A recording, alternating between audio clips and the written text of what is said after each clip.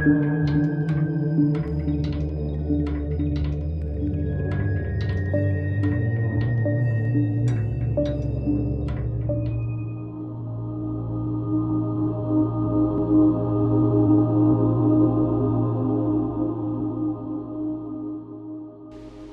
ada yang bisa menjawab bahwa sebelumnya penduduk gaib itu manusia. Itu memang sudah merupakan bangsa jin sejak awal. Sebelumnya, mereka hidup berdampingan dengan manusia.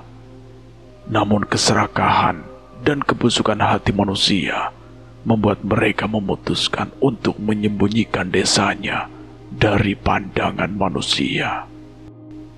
Sudut pandang Cahyo. Kabut tebal menyelimuti jalur sempit yang kami lalui.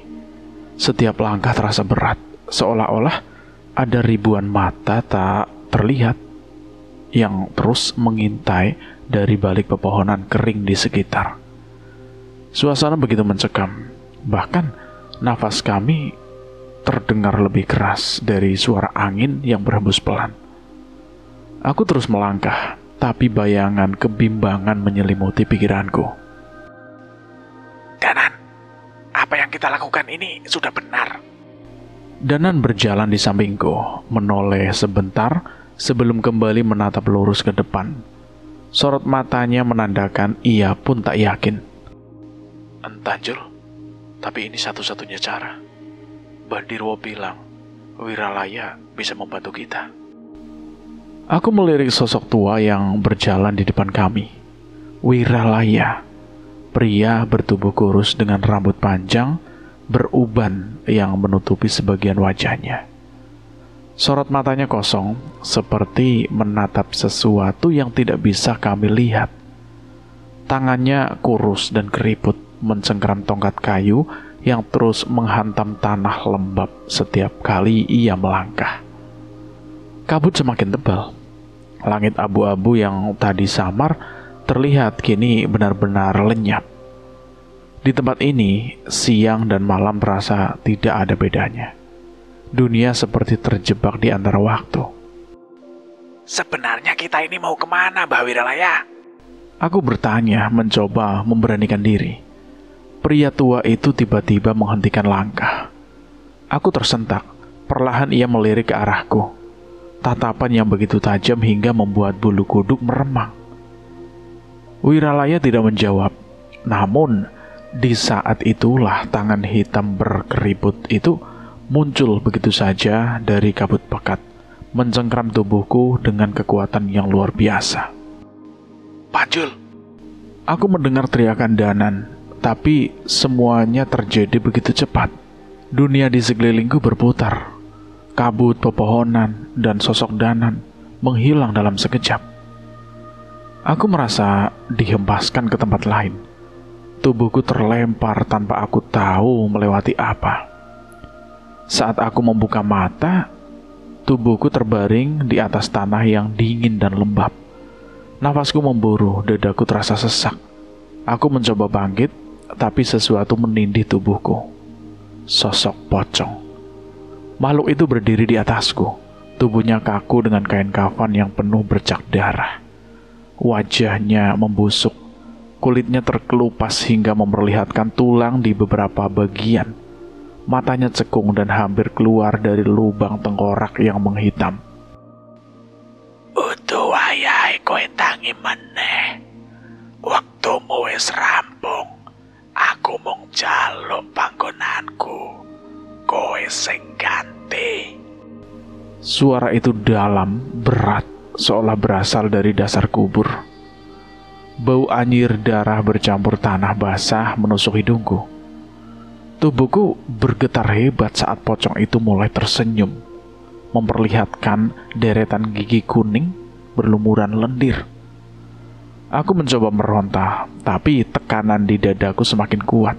Nafasku tersengal-sengal. Gak sudi aku.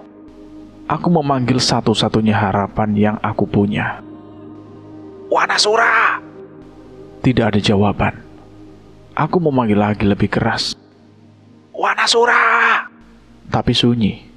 Bahkan energi di dalam tubuhku terasa lenyap, seolah sesuatu telah memutuskan ikatan antara aku dan Wanasura, jiwa roh penjaga yang selama ini mendiami tubuhku. Pocong itu tertawa terbahak-bahak. Suara seraknya menggema di udara. Kafan yang membalut tubuhnya mulai robek perlahan, memperlihatkan ratusan ular berbisa yang menggeliat di balik lipatan kain.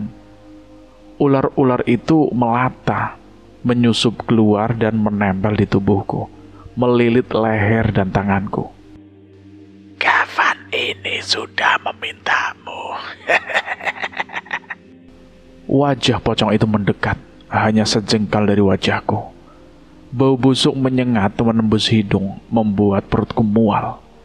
Matanya yang hampir lepas bergetar, menatapku dengan rasa puas. Aku berusaha membaca doa-doa di dalam hati, tapi semakin aku membaca, semakin kuat kain kafan itu menjerat tubuhku. Lepaskan! Lepaskan aku! Kafan itu hidup. Lembaran kainnya melilit tubuhku seperti ular. Perlahan menyusup ke dalam mulutku, memaksaku diam. Aku menggigit kain kasar itu, tapi ia terus memaksa masuk. Air mataku mulai menetes. Berkatmu, aku bisa kembali memburu sukma di gunung ini. Makhluk itu berbalik, berjalan menjauh dengan langkah pincang, meninggalkanku dalam lilitan kafan yang semakin rapat. Aku mencoba meronta, tapi tak ada yang bisa kulakukan. Dalam kegelapan itu, aku hanya bisa berdoa. Perlahan-lahan dunia di sekelilingku terasa semakin dingin, dan aku mulai kehilangan kesadaran. Wah, sial! Aku mengumpat kesal, namun mulutku terus melantunkan doa tanpa henti. Nafasku memburu, keringat dingin membasahi tubuhku yang gemetar. Tiba-tiba suara gemuruh terdengar dari arah belakang. Bruak! Sebuah pohon besar tumbang hanya beberapa meter dari tempatku terbaring. Debu berhamburan menutupi pandanganku, membuat nafasku semakin berat. Aku mendengar suara familiar di tengah kekacauan itu. Jul, bangun! Bangun, Jul! Aku membuka mata perlahan, dan samar-samar sosok Danan terlihat berlari ke arahku. Di belakangnya, Wiralaya berdiri tegap menghadapi sosok makhluk besar setinggi pohon. Makhluk itu diam terpaku. Tubuhnya bergetar ketakutan seolah tak berani mendekati Wiralaya. Aku berusaha bangkit, namun tubuhku terasa lemas. Saat itulah aku menyadari sesuatu. Kain kafan. Kemana kain kafan itu? Aku melirik tubuhku. Tak ada lagi kain putih yang membungkus tubuhku seperti yang aku rasakan sebelumnya. Aku hanya mengenakan pakaian biasa. Dadaku bergemuruh, pikiranku kacau. Kain kafan apa, Jul? Aku dan Wiralaya buru-buru menyusul kamu sebelum setan itu ngapa-ngapain kamu, kata Danan sambil menepuk pundakku. Aku menatapnya dengan bingung. Tadi ada pocongan. Dia nindih aku. Kafannya terlepas dan ngebungkus tubuhku. Danan menatapku dengan raut wajah bingung. Ia menggeleng pelan. Kamu gak kemana-mana, Jul. Sejak tangan makhluk itu menangkap kamu gak lepas dari pandanganku. Aku terdiam, nafasku memburu. Mungkin semua itu hanya mimpi. Tapi rasa sakit, bau busuk, dan lilitan kain kafan itu terasa begitu nyata. Kamu jadi pocong. Danan melirikku dengan tatapan setengah bercanda, mencoba mencarikan suasana. Sudahlah, lupakan saja. Gumamku mencoba menepis kejadian aneh itu dari pikiranku. Mataku mengelilingi area sekitar. Pohon tumbang, bebatuan berserakan, dan tanah yang basah menunjukkan sisa-sisa pertarungan yang baru saja terjadi. Kamu yang usir setan itu, Nan? Aku bahkan belum sempat ngapa-ngapain, Jul. Wiralaya cuma nyabutin selai rambut dari kepalanya dan meniupkannya ke makhluk itu. Terus makhluk itu langsung menggila kesakitan. Aku melirik Wiralaya yang berdiri dengan tenang. Tatapannya kosong, namun aura dingin menguar dari tubuhnya. Sosok itu jelas bukan makhluk biasa. Kau baik-baik saja? Tanya Wiralaya tanpa menoleh. Aku menelan ludah, berusaha menenangkan detak jantungku. Mungkin aku baik-baik saja. Wiralaya menatapku dalam-dalam. Pandangannya seolah menelanjangiku, memastikan tak ada satu yang menempel pada tubuhku. Syukurlah. Kita lanjut. Aku hanya mengangguk, meskipun hati kecilku masih diliputi rasa was-was. Apakah benar semua yang terjadi tadi hanya mimpi? Mimpi tindihan pocong itu terasa begitu nyata. Dan kejadian saat kain kafan mempocong tubuhku itu benar-benar terasa. Tapi menurut Danan, aku sama sekali tidak lepas dari pandangannya. Ada sesuatu yang terjadi padaku. Sesuatu yang menunggu waktu yang tepat untuk menunjukkan dirinya kembali. Langkah kaki kami kembali menyusuri jalur berkabut. Namun kali ini, aku merasa ada sesuatu yang berbeda di dalam tubuhku. Ada yang mengikuti. Sesuatu yang belum selesai. Wiralaya, sebenarnya tujuan kita kemana? Tanya Danan, suaranya terdengar hati-hati. Berusaha menjaga kesopanan pada sosok berwibawa dari keraton gaib Merapi itu. Anak bernama Wulan memiliki peran penting di pementasan para arwah. Kita akan menuju desa di sisi lain keraton. Pementasan akan diadakan di sana malam ini. Jelas Wiralaya tanpa menoleh. Aku memperhatikan jalur berkabut yang kami lalui. Suasana begitu kelam. Kabut tebal menutupi pandangan, seolah menelan segala cahaya.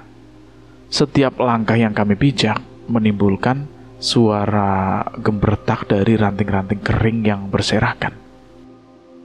Lalu makhluk besar yang menangkapku tadi, makhluk dari mana? Penunggu hutan. Mereka sering mengincar pendaki yang tersesat. Aku mengangguk paham.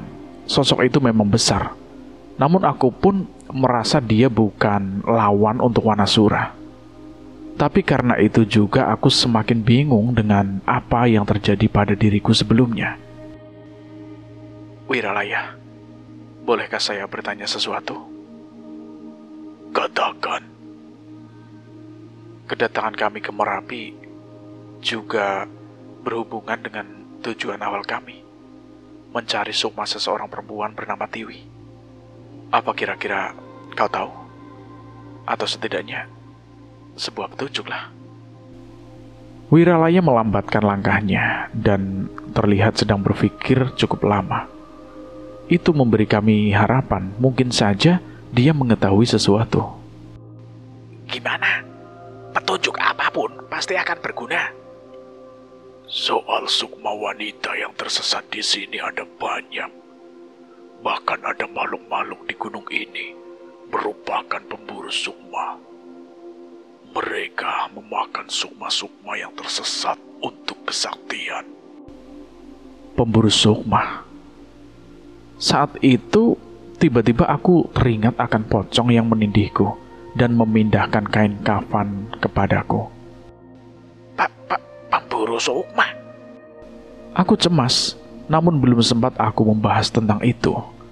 Kami dikejutkan dengan sesuatu yang berada di hadapan kami. Sebuah desa. Aku sempat mengira itu adalah desa yang kami tuju.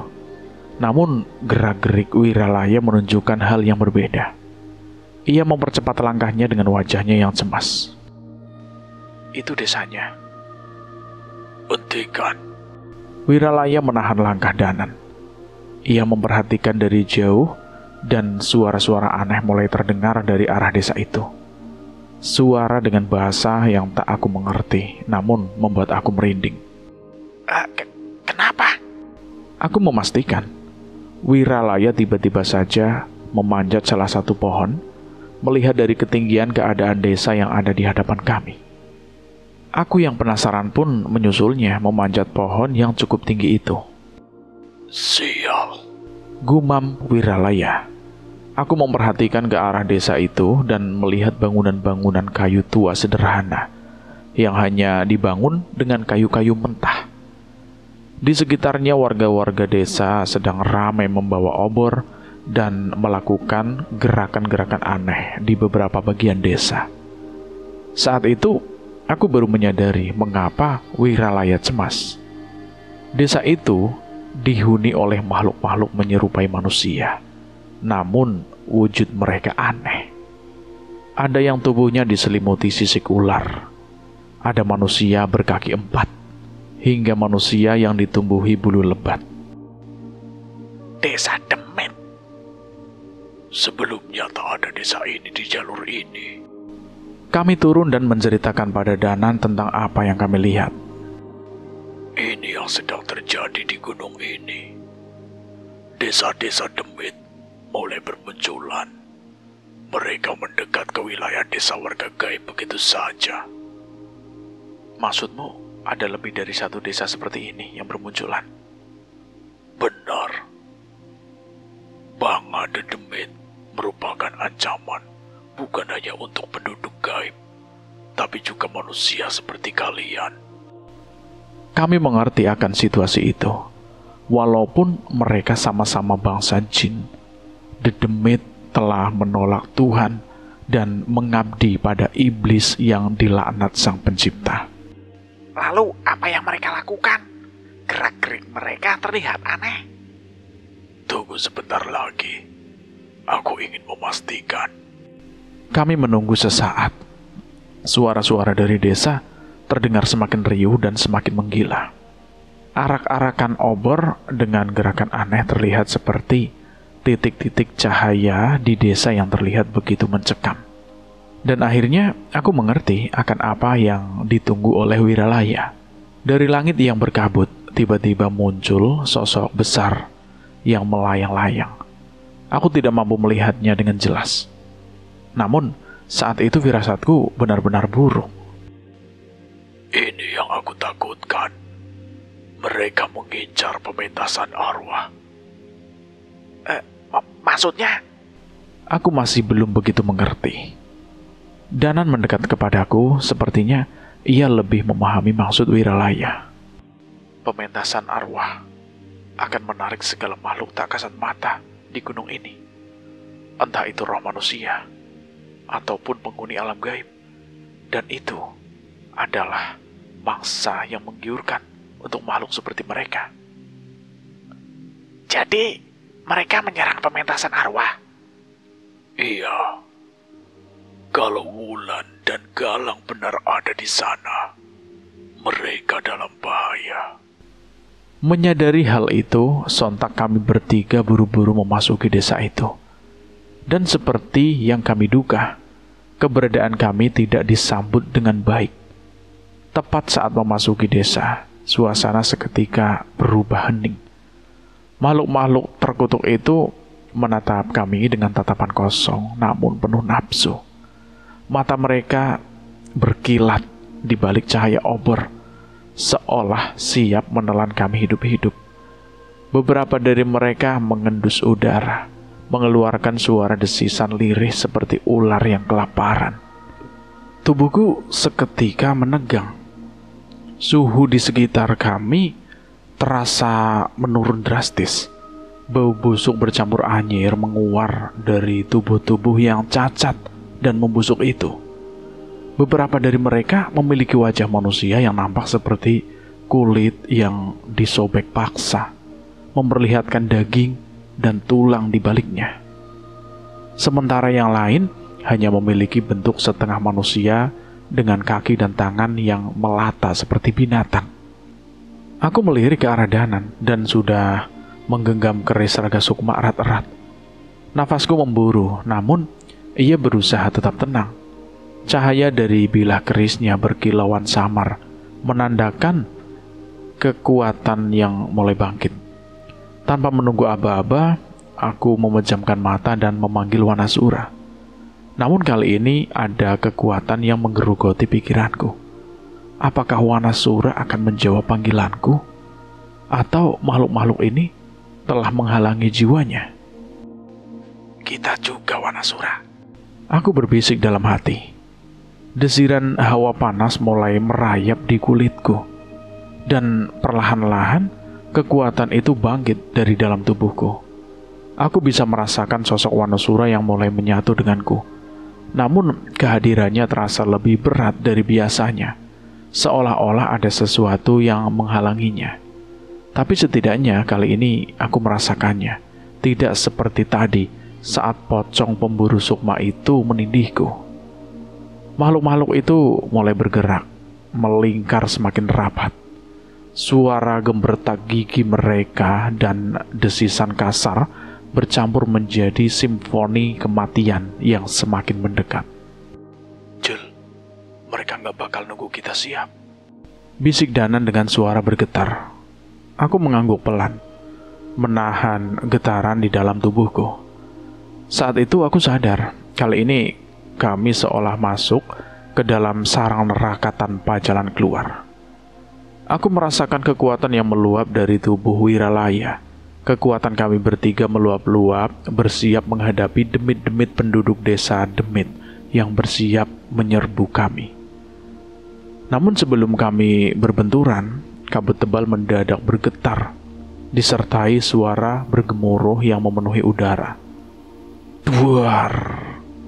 Sosok besar melayang turun dari balik kabut. Perlahan bayangannya mulai terlihat. Tubuh raksasa itu diselimuti lumut basah. Aroma tanah busuk menyengat dari arah sosok tersebut. Namun anehnya, seiring kabut tersibak, wujud makhluk itu nampak lebih kecil dari bayangannya di balik kabut. Di hadapan kami berdiri makhluk raksasa bermata satu dengan wajah setengah hangus terbakar. Kulitnya bersisik seperti kayu lapuk, dan rambutnya panjang menjuntai seperti akar pohon yang membusuk. Nafasnya berbau amis. Tiap hembusannya seperti membawa hawa kematian. Kalian bukan lawan mereka bertiga. Suaranya berat dan parau, menggema seakan berasal dari perut bumi.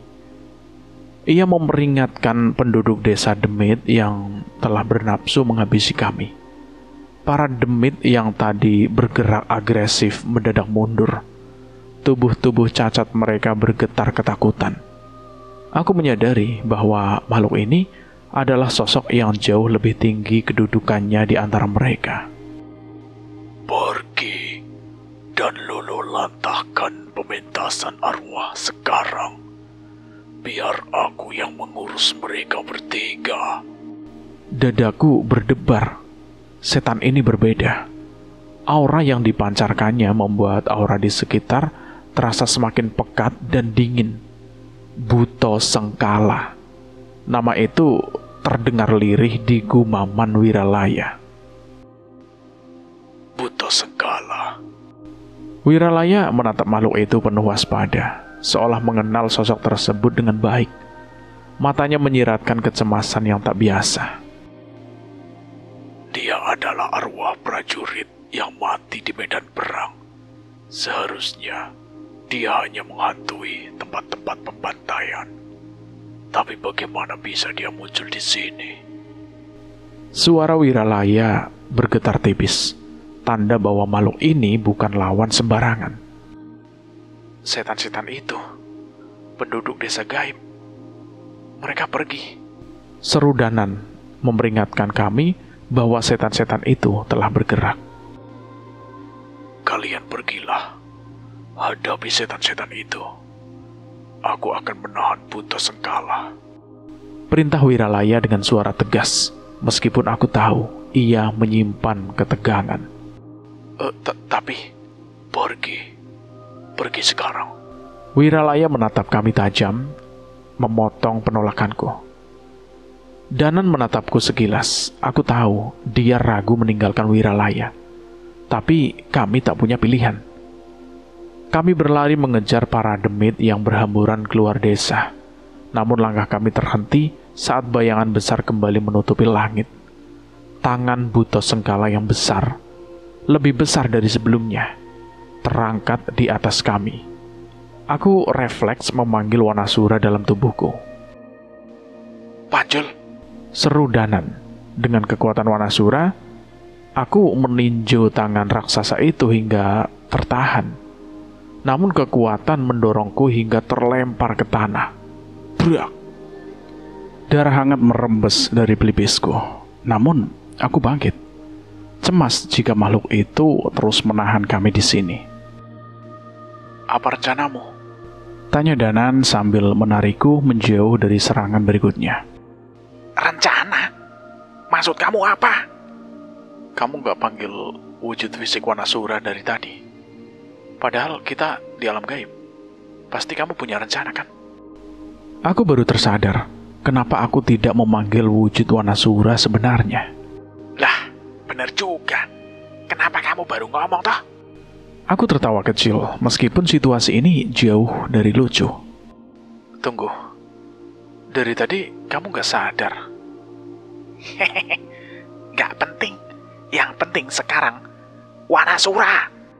Aku berteriak memanggil Wanasura. Seketika sosok Panglima keras Wanamarta itu muncul, menjejak tanah dengan kekuatan yang membuat bumi bergetar. Wanasura menahan serangan buto sengkala dengan pukulan keras, menciptakan dentuman yang menggema di seluruh desa. Jadi itu Panglima Kera alas Wanamarta. Gumam Wiralaya, kali ini dengan sedikit senyum di bibirnya. Buto Sengkala bukan lawan kita. Kita harus mengejar penduduk desa Demit itu. Aku naik ke punggung Wanasura. Danan menyusulku dengan cekatan. Kali ini Wanasura melaju cepat, menghindari serangan raksasa itu dengan melompat di antara pohon-pohon besar. Urusan kita belum selesai. Buto Sengkala meraung marah, menendang sebuah rumah hingga bangunan melayang menghantam ke arah kami. Namun sebelum bangunan itu menghantam kami, Wiralaya sudah berdiri tegak di depan sana. Dengan satu gerakan cepat, ia mengangkat kakinya dan menendang rumah itu balik dengan kekuatan luar biasa. Bangunan kayu itu melayang di udara sebelum menghantam wajah Buto Sengkala, menyeret tubuh raksasa itu mundur dan menghancurkan pohon-pohon besar di belakangnya. Buar! Suara dentuman menggema di seluruh desa gaib, membuat tanah bergetar hebat. Pertarungan yang tak masuk akal mulai terjadi di antara dua makhluk dari alam yang berbeda. Wiralaya yang gagah perkasa dari keraton gaib berhadapan dengan Buto Sengkala, raksasa mengerikan dari keraton Demit alas Merapi. Kita bisa sedikit tenang. Mereka sama-sama monster, ucap Danan setengah lega, meskipun matanya tak lepas dari pertempuran dahsyat itu. Aku mengangguk setuju, meski perasaan was-was tetap menggantung di dadaku. Kekuatan mereka jelas di luar kapasitas manusia biasa. Namun di balik itu semua, aku tahu pertempuran ini masih jauh dari selesai. Kalian pernah melihat desa yang tawuran? Orang-orang keluar berlari, berteriak, menyerang lawan desanya dengan membawa senjata, kayu, besi, hingga peralatan dapur. Yang kami lihat saat ini jauh lebih buruk. Penduduk desa Demit berwujud aneh dan mengerikan. Ada yang bertubuh kurus kering dengan wajah tertutup kain. Ada yang melayang dengan kepala terbalik. Hingga sosok menyerupai manusia yang berjalan dengan tangan sementara kakinya terjuntai menggantung.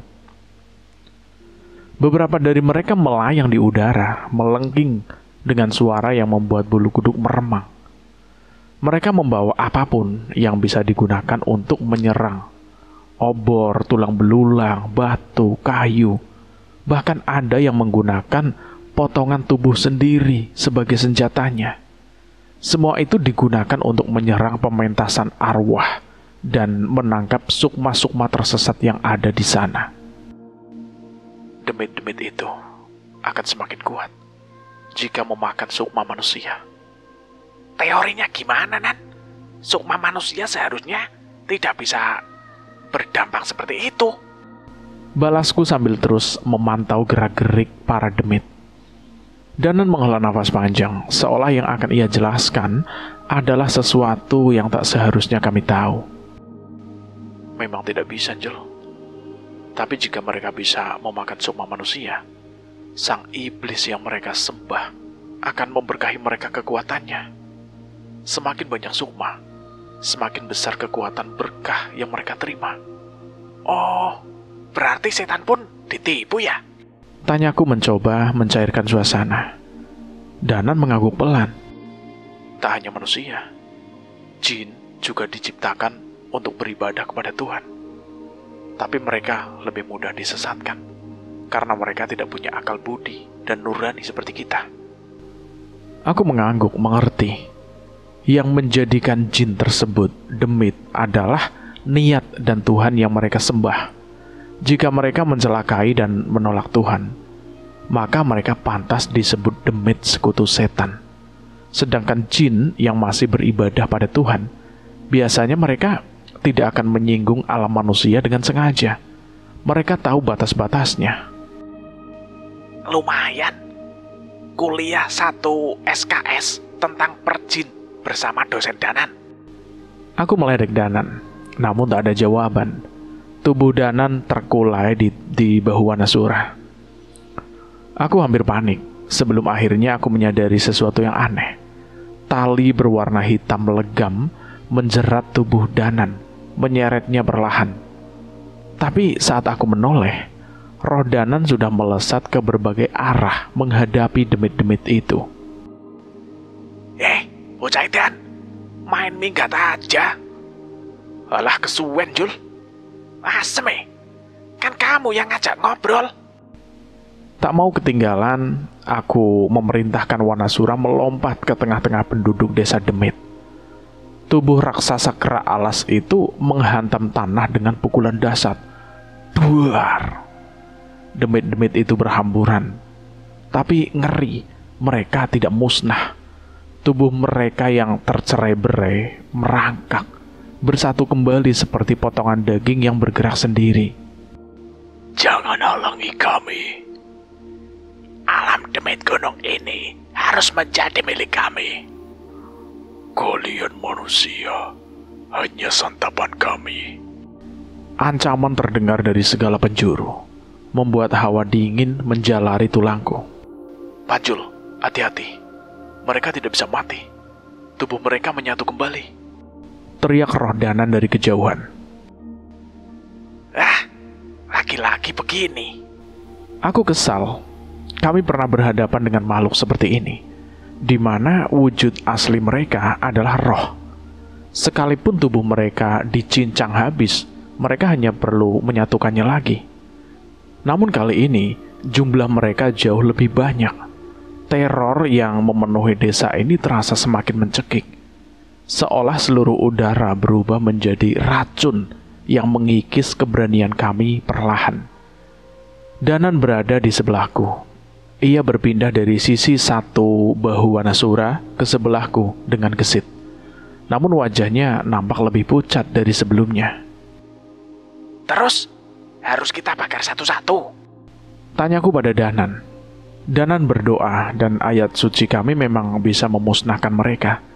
Tapi itu membutuhkan waktu yang lama.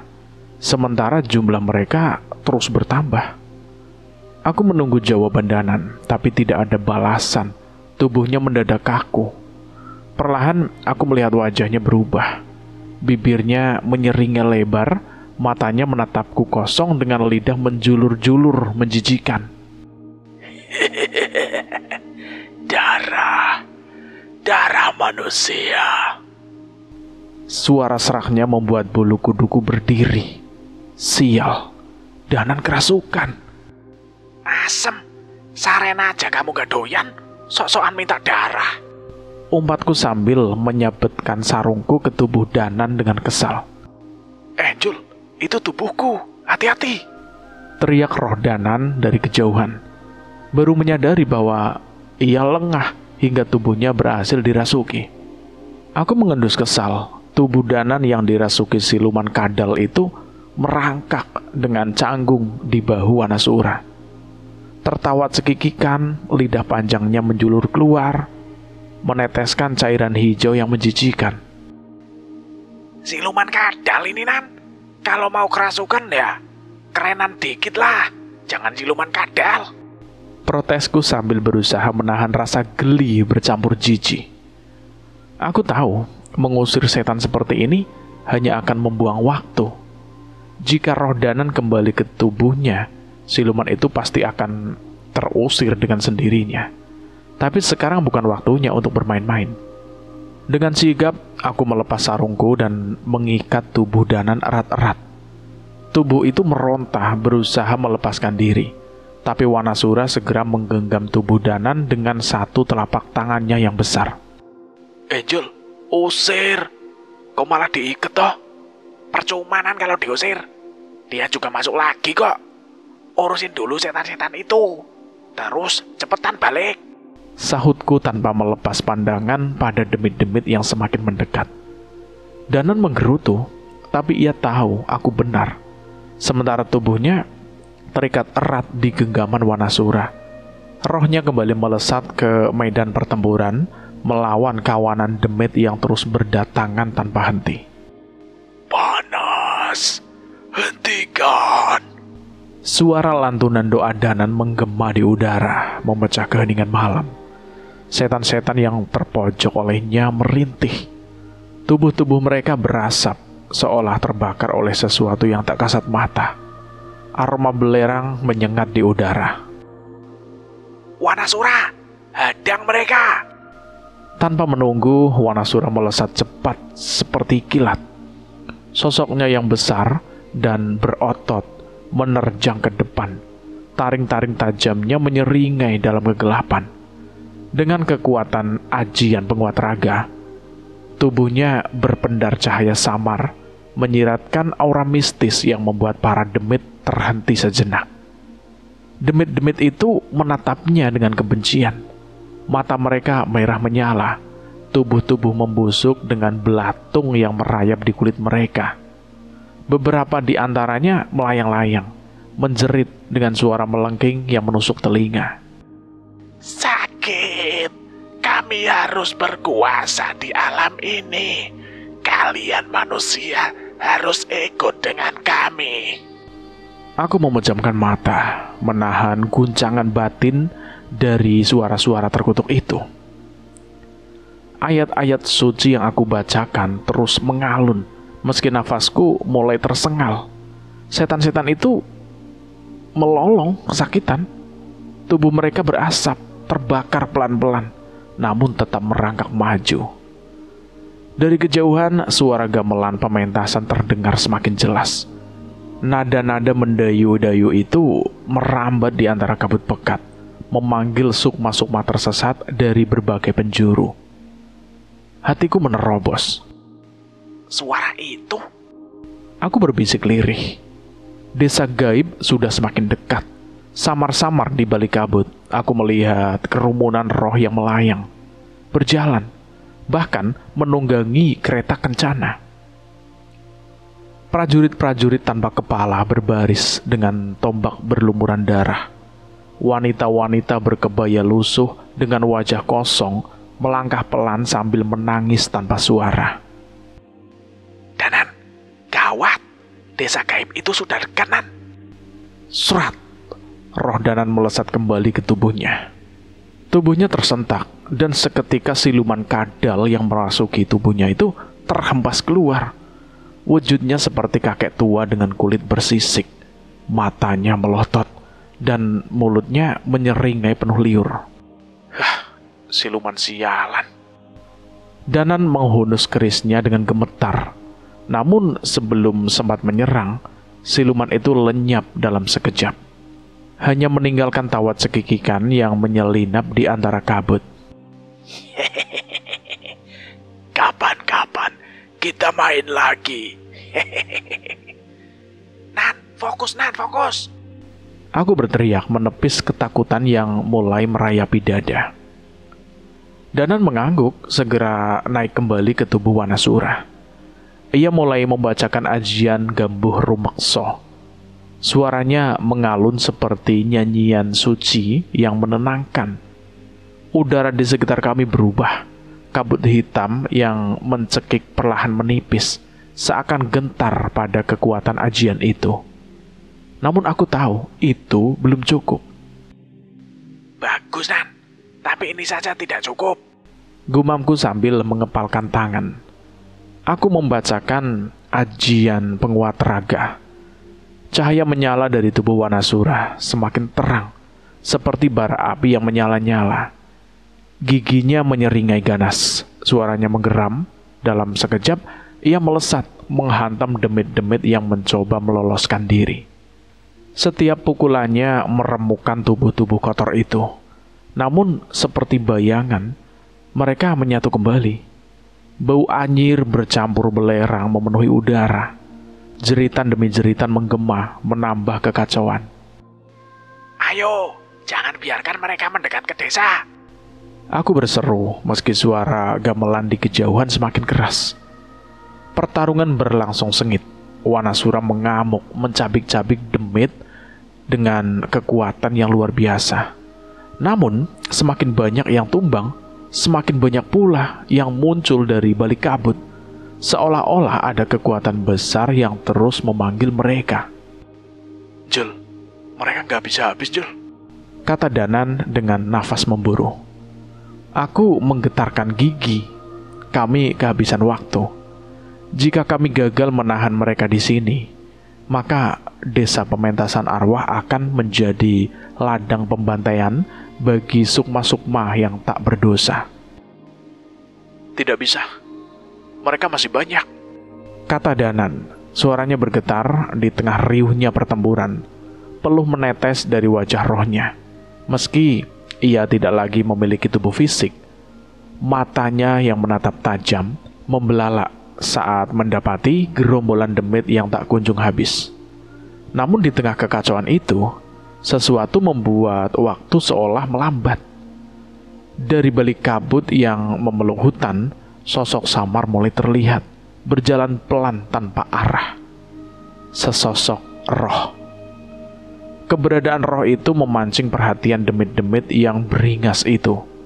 Aku memperhatikan dengan jelas sosok roh yang mendekat dan aku mengerti mengapa demit-demit itu tertarik pada roh itu. Itu adalah sukma seorang wanita yang terlihat begitu lemah. Ia berjalan di tengah hutan begitu saja tanpa arah. Bahaya! Aku memperingatkan Danan. Saat itu penduduk desa demit yang mengincar desa berpaling mengincar sukma perempuan itu. Sukma itu tersadar dan saat itu juga ia buru-buru berlari, melayang menghilang dan muncul dengan aneh, berusaha menghindari penduduk desa demit yang mengincarnya. Roh manusia itu milikku.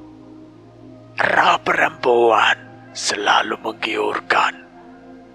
Makanan pembuka sebelum pesta. Desisan-desisan penuh nafsu membahana di antara jeritan roh-roh yang tersiksa. Lidah-lidah bercabang menjulur dari mulut makhluk-makhluk itu, meneteskan lendir hitam yang berasap. Entah siapa dia, tapi sampai bisa menarik perhatian setan-setan ini. Sukma itu pasti memiliki sesuatu yang spesial. Pergi, berlindung, teriak Danan. Roh itu tidak mendengarnya. Ia hanya mengikuti nalurinya menjauh dari bahaya. Di tengah kebingungan itu, aku menyadari sesuatu. Danan, mereka teralihkan. Aku memastikan Danan mengerti perkataanku. Danan tersadar dengan apa yang aku maksud. Setan-setan itu menjauh dari pementasan dengan keberadaan sukma wanita itu. Biar aku dan Wanasura yang melindungi sukma itu. Kau tuntaskan penduduk desa demit itu. Oke Jul, ide bagus. Sekali lagi Wanasura melesat dengan cepat. Kali ini Danan tidak lengah. Ia menitipkan tubuhnya padaku dan Wanasura. dan kembali menggunakan ilmu raga sukmanya.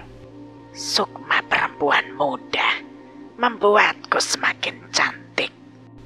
Tanpa kusadari, roh wanita berbisik sudah berada di dekat sukma itu. Ia melebarkan mulutnya hingga memanjang sampai ke perut dan bersiap untuk melahap sukma itu. Weh, kurang ajar. Aku meminta Wanasura melemparkanku hingga tubuhku dengan cepat menghantam setan wanita itu. Buak! Rasa ngilu meliputi tubuhku saat tubuhku menghantam sebuah pohon. Tak apa, ini resiko yang sepadan untuk bisa berada di dekat sukma itu.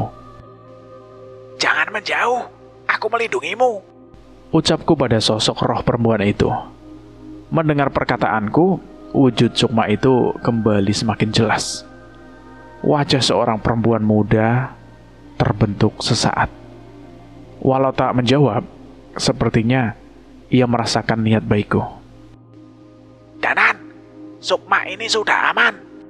Aku berteriak.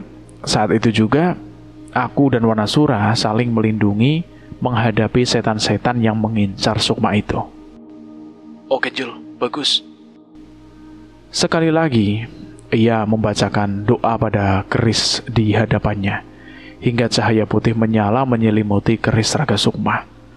Alunan ayat-ayat suci membentuk puisi yang mengalun dan mendayu di antara udara di sekitar kami. Ajian gambuh rumaksa Danan terdengar semakin lantang. Tak seperti sebelumnya, kini angin yang berhembus membawa kilatan putih dari keris raga sukma dan menyayat-nyayat penduduk demit di sekitar kami. Cahaya itu menjadi perantara doa-doa yang dilantunkan Danan hingga membakar demit-demit di sekitar kami. Surat, surat! Demit-demit itu merintih, terbakar oleh cahaya dari keris Danan. Teriakan mereka menggema di antara pepohonan yang menghitam, namun mereka terus berusaha mendekat.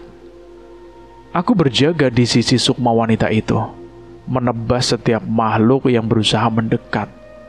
Wanasura melolong ganas. Cakarnya membelah tubuh-tubuh demit yang semakin menipis. Setelah pertarungan yang seolah tidak berujung, cahaya putih dari keris Danan menyapu seluruh hutan. Kilatan suci itu membakar habis makhluk-makhluk terkutuk, meninggalkan cahaya abu yang larut bersama kabut.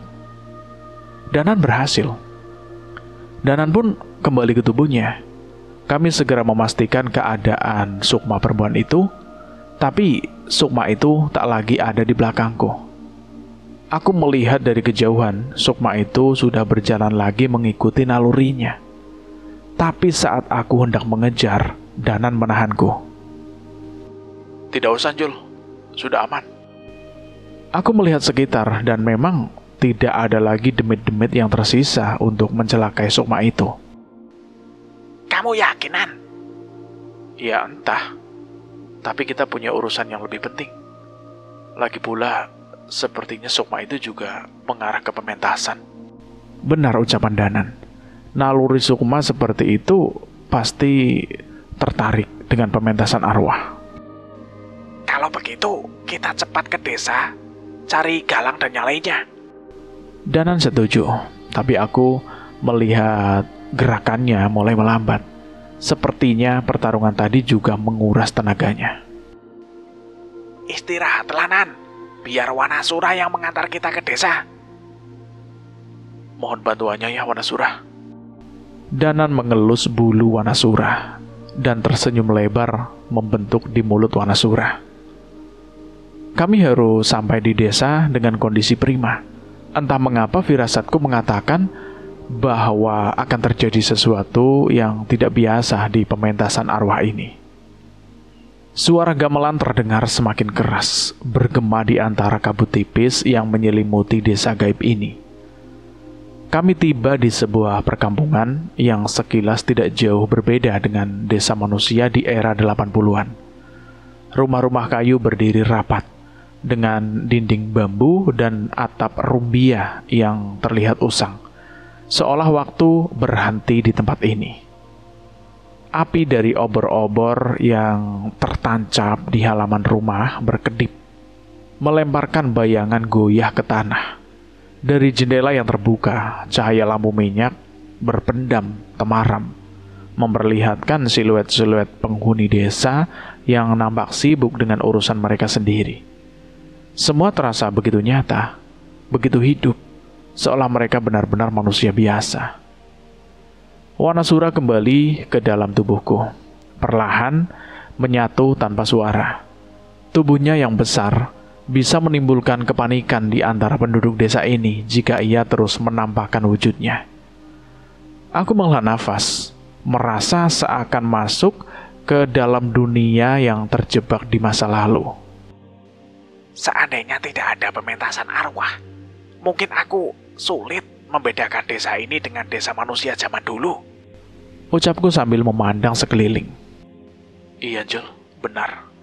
Sahut Danan lirih. Ia memperhatikan setiap detail desa ini dengan pandangan sayu.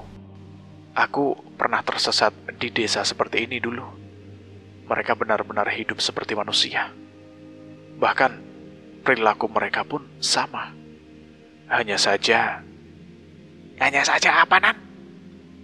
Hanya saja mereka tidak serakus manusia zaman sekarang. Mereka tidak berkontaminasi nafsu akan kekayaan dan kekuasaan. Seandainya manusia sekarang seperti mereka, mungkin dunia tidak akan sebusuk ini. Aku terdiam. Ada rasa miris yang merambat di dadaku mendengar kata-kata Danan. Aku tahu desa-desa gaib seperti ini memang sengaja disembunyikan dari manusia. Mereka melindungi diri dari kerasukan dan kebusukan hati manusia yang tak pernah puas. Namun malam ini, desa ini tidak seperti biasanya. Makhluk-makhluk halus dari seluruh penjuru Gunung Merapi berkumpul di sini. Mereka berbaur di sepanjang jalan, di atas atap, hingga melayang-layang di udara. Sebagian nampak menyerupai manusia dengan pakaian khas Jawa zaman dulu. Namun banyak pula yang berwujud aneh. Kepala tanpa tubuh, sosok-sosok bersisik, hingga bayangan yang hanya berupa gumpalan asap hitam. Ini bukan sekedar pementasan arwah biasa. Sepertinya ada yang lebih besar. Gumam Danan. Aku mengangguk.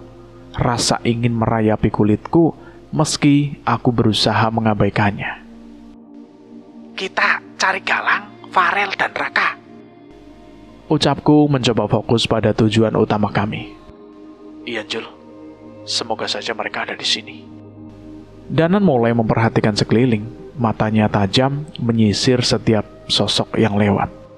Ada? Mereka ada di sini? Jawabku penuh keyakinan. Wanasura sudah merasakan keberadaan Kliwon.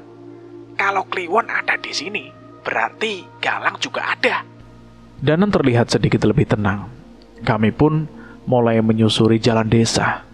Di kejauhan, bayangan istana keraton gaib masih terlihat samar, menjulang di balik kabut tebal. Tapi berbeda dengan desa sebelumnya. Tempat ini tidak dijaga seketat itu. Seolah-olah makhluk-makhluk di sini memang sengaja dibiarkan datang untuk menyaksikan pementasan.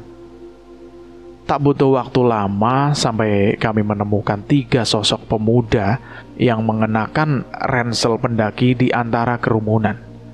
Galang, Farel, dan Raka nampak kebingungan. Seakan tidak menyadari bahaya yang mengintai di sekitar mereka. Namun, ada sesuatu yang ganjil. Walaupun Kliwon ada di dekat mereka, sesuatu yang jahat telah mengikuti mereka dengan diam-diam. Bayangan yang mengikuti mereka bukanlah bayangan manusia biasa. Aku memperhatikannya dengan seksama. Bayangan itu bergerak sendiri, menyelinap di belakang mereka, seperti bayangan hitam yang berdenyut pelan. Danan, itu, lihat itu. Danan mengikuti pandanganku. Seketika wajahnya menegang. Dayang-dayang Keraton Demit. Mereka masih menempel di tubuh mereka. Bajingan. Mereka dimanfaatkan untuk menyusup ke desa ini. Darahku mendidih. Dayang-dayang itu memang terkenal licik. Mereka tak bisa memasuki wilayah ini secara langsung. Jadi, mereka menggunakan manusia sebagai perantara. Galang, Farel, dan Raka dimanfaatkan oleh dayang-dayang keraton gaib untuk menyusup ke desa ini. Entah untuk apa. Semoga saja kami belum terlambat untuk menghentikannya. Cerita ini bersambung dulu sampai di sini dan saya akan melanjutkannya lagi di part berikutnya.